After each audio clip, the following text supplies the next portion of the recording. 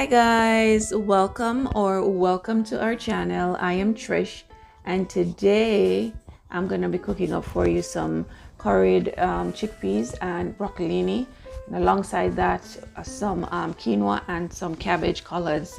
Cabbage collard is one plant. I'm growing it on the outside, and I'm gonna go harvest some right now. It's very tasty. It's sweet like cabbage, has a kind of bittery taste like collard, and it's a perfect combination of collard and cabbage, as the name suggests. And so I'm going to be cooking that up for you. So let's go outside and get that in the garden. Oh guys, before we do that, if this is your first time viewing, thank you so much for choosing to join. Excuse me, the pollen is it's just been a lot out here.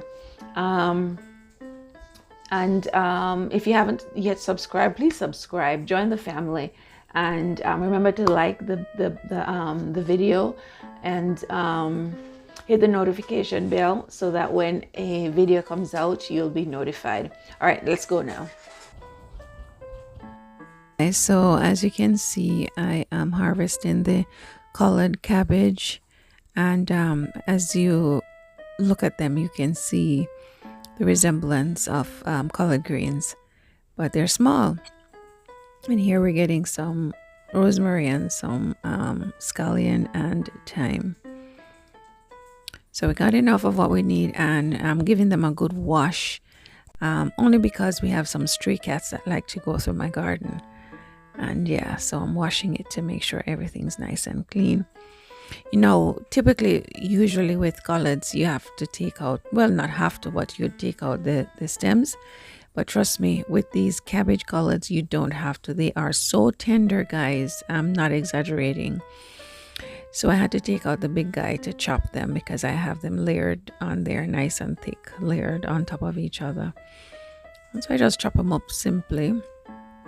And here they are. It was about 5 cups of or maybe 6 cups of raw collard cabbage. Right, so here I'm chopping up some rosemary, and in that little glass container I have some chopped up sage. Seriously, that battery safe thing had to come in there. Sorry guys. I'm still getting used to this recording thing. But anyway, yeah, so you're gonna need about if you love garlic, four cloves. But if you don't, you can use garlic powder. You know, but I just like the taste of fresh garlic. And so I'm putting it in my container with sage and rosemary. And this is about a thumb size of ginger that I'm grating here. You can use ginger paste too. I've used that, but it doesn't bring a strong ginger taste like I want to. And I like to think that nature's antibiotic is going in my meal. You know what I mean? So yeah, just use some fresh ginger. So this is about a half a cup of freshly chopped cilantro, and maybe a cup and a half of freshly chopped celery, and a huge tomato, maybe a cup and a quarter, and 2 large bell peppers, a yellow one and a green one, obviously. And here I had 1 scallion leaf that I wanted to julienne for garnish. Now I have in here about let's say 2.5 cups of quinoa that has been washed and soaked for about 30 minutes, and then I drained them. And here I have the equivalent of about a cup and a half, or maybe 2 cups of coconut milk. Here I'm using some goat ghee. I love to use ghee when I'm using curry, making Indian dishes typically. Here I'm adding 3 teaspoons of turmeric, which is equivalent to a tablespoon, right? And all the spices that I'm adding here is gonna be in the description for you, right? And I'm just toasting them up. That really brings out the flavor in them, guys. And there I added some bayleaf and some salt, and I'm just toasting up everything here. And toasting really enhance the flavor, guys. Here I'm adding 1 red onion chopped and some scotch bonnet pepper seasoning, trying to caramelize the onions to bring out their flavor. I had to go ahead and add a little bit more ghee, so I think that would be 2 tablespoons of ghee. All right, and I'm just letting everything marry here and cook for maybe about 2 minutes. Then I added my my garlic and rosemary and sage. And the smell, guys, let me tell you, the combination is incredible.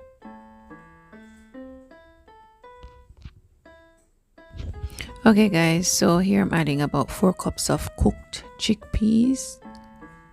They were soaked and then cooked. And then I added about 1.5 cups of coconut milk. This would be equivalent to maybe a can and a little bit more of coconut milk. Now I'm adding my quinoa, and this is 2 cups of quinoa that has been washed and soaked for 30 minutes. I'm putting it in my instant pot, and then I'm adding enough water to leave about 1/2 inch of water above the quinoa. Then I'm adding about 1 teaspoon of salt, 1/2 of a red onion and some thyme, stirring, and then I'm going to cook it in my instant pot for about 12 minutes. Pay no attention to the measurements, guys. I'm going to have everything down in the description for you. Here I have chopped 1/2 of a red onion and 2 cloves of garlic, and I'm caramelizing it in about 2 tablespoons of olive oil. And then I'm adding some of my sliced bell peppers. Then I'm adding my cabbage collards. I'm also gonna add about 1/2 cup of some of my aquafaba. And aquafaba is some of the water that was left when I cooked my chickpea. I took some of it off and I added it here. It has a lot of flavor, adds a lot of flavor to the cabbage collards, and I covered it, and I'm going to let it cook for about a good 15 minutes. That's all you need. Now my chickpea is going, and I'm going to add my baby broccoli to it that has been frozen, and that's going to take about maybe 15 minutes to cook up. And I'm adding the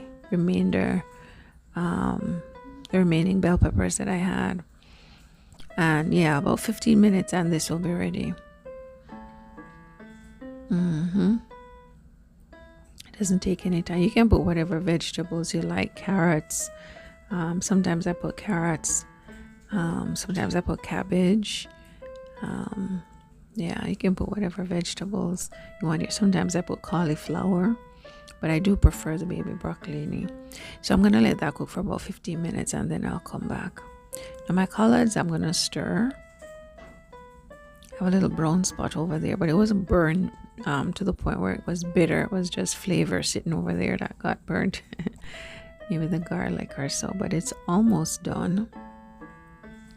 And if you have coconut oil, just a little bit of coconut oil on the cabbage collards at this time makes it extremely delicious. But I was all out of coconut oil. All right, so I'm going to turn the stove off on the collards because I think they aren't done. And you cook them to your tenderness, but I don't like them overcooked at all. So yeah, this is good for me.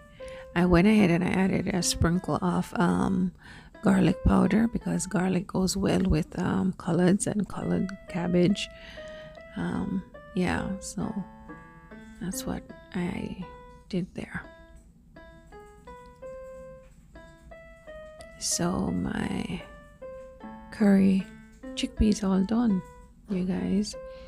Also, I added some cilantro, about half a cup of chopped cilantro and about a quarter cup of cashew, but I did go ahead and put some more cashew in there. And this is the finished dish. I also forgot to tell you what makes your quinoa really delicious, in case you don't know, is adding about a quarter cup, maybe a little less, maybe 3 tablespoons of lemon juice to your quinoa. Oh my gosh, it kicks it up a notch, the flavor. If you've never tried it, try it and let me know how it turned out for you. So this is the finished dish. Enjoy. I hope you tried it, and I hope you decide to try it and continue following. And please remember to like the video, guys. It helps me out a lot. God bless. Until the next video, walk good. Bye.